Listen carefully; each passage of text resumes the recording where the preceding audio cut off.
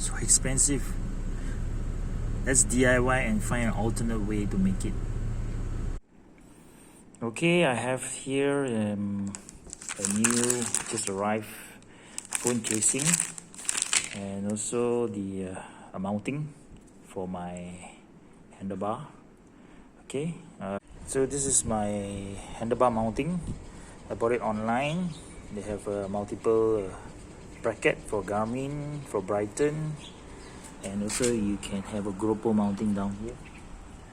So this piece is gonna attach here, lock it, and it's very secure. Now before you stick this piece to the phone casing, make sure you try it first. Okay, this is the lock position, and depending how you want to position your phone, and make sure the phone casing is correctly orientated. Okay, this is lock and this is unlock. So now you know how to position your phone. I'm gonna secure it now and remove the sticker, the cover part, and I'm gonna place my phone cover straight away right into this sticky part here. Okay, let's do that. So this is how it looks like.